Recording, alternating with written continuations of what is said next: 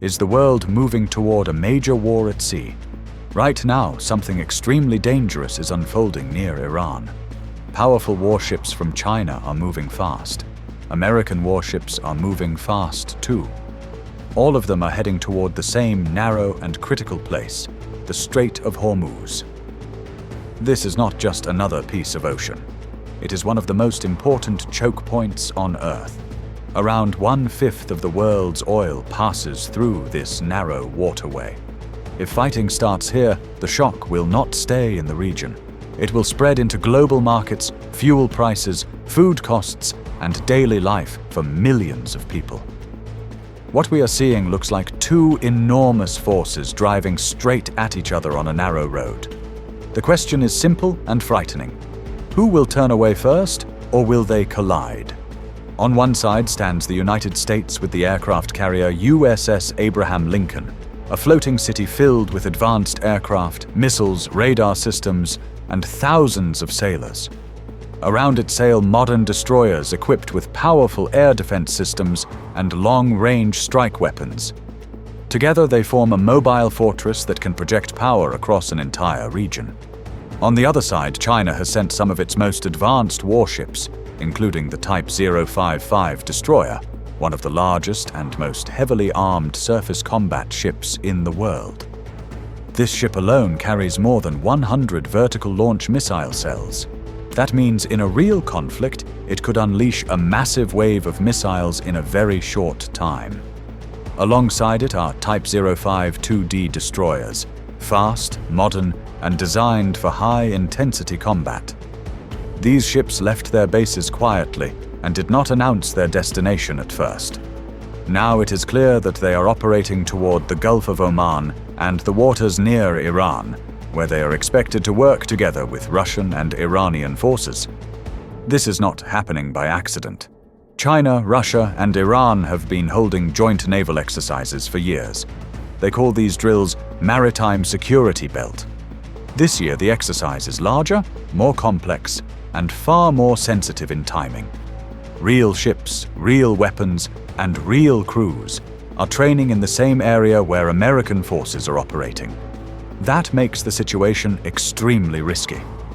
One misread signal, one nervous decision, or one technical error could turn an exercise into a real battle. History shows that wars do not always start because leaders want them. Sometimes they start because someone makes a mistake and events move too fast to stop. Long before the main warships arrived, a Chinese research vessel was already operating in the region. Officially, it was studying the ocean floor. Many analysts believe it was also mapping the seabed for submarine operations.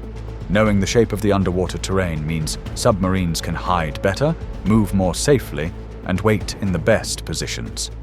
This suggests that the current deployment was not rushed. It looks like preparation that took months, maybe longer. The Strait of Hormuz is the key to everything. It is a narrow passage, but it carries an enormous share of the world's energy supply. If this route is blocked by conflict, oil prices would surge almost immediately. Transportation would become more expensive. Goods would cost more. Economies far away from the Middle East would feel the impact within days. China depends heavily on oil from this region, including from Iran. Beijing wants the route to stay open, but it also wants to challenge American control of these waters. This is not only about Iran, it is about influence, power, and who sets the rules at sea. Recently, there was another warning sign. An Iranian drone approached the American carrier group and was shot down by a US fighter jet. The message was clear. The United States is not just observing. It is ready to defend its forces. But there is a huge difference between shooting down a drone and firing on a Chinese warship. That would mean direct conflict between major powers that possess nuclear weapons. Everyone knows how dangerous that would be, and yet the ships keep getting closer. The Type 055 destroyer is especially worrying because of its sensors and missiles. Its radar systems can track many targets at the same time, from aircraft to ships to incoming missiles. Some of its weapons are extremely fast and very hard to intercept. The The United States relies on advanced defense systems to stop missile attacks. But even the best defenses can be overwhelmed if too many missiles arrive at once. This is what military planners call a saturation attack. It is a numbers game as much as a technology game, and China is building new ships and new missiles at a very fast pace. Russia adds another layer of danger with its strength in electronic warfare. This means jamming radars, disrupting communications, and confusing navigation systems. If sensors are blinded and signals are disrupted during a crisis, decisions become harder and mistakes become more likely. Iran, for its part, controls the coastline and the nearby waters. It has fast boats, drones, and coastal missiles that can make the area even more crowded and more dangerous. There is also a wider strategic picture. While an American carrier group is tied down near Iran, that means fewer US naval forces are available in other regions, especially in the Pacific. This could be useful for China, which is always watching the situation around Taiwan. One crisis can pull attention and resources away from another. This is how global competition works, not just on one map, but across many at the same time. Behind all of these ships and weapons are real people. Thousands of sailors are spending long days and nights on alert, far from home, under constant pressure. Fatigue and stress increase the risk of human error. In crowded seas filled with aircraft, drones, and warships, even a small accident can be misunderstood as a hostile act.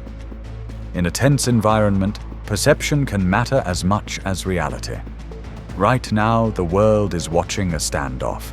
Each side wants to show strength. Each side wants to avoid backing down.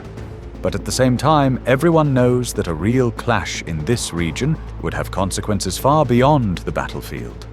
It would affect energy supplies, global trade, financial markets, and political stability in many countries.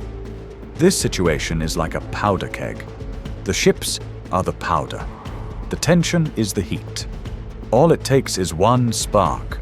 China wants to show it is a true global naval power. The United States wants to show it still controls the seas. Russia wants to limit American influence.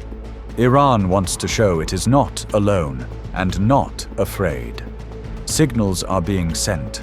Lines are being tested. The risk is real. What happens in the Gulf of Oman and the Strait of Hormuz will not stay there. It will reach into everyday life across the world. These are historic times, and the balance of power is changing.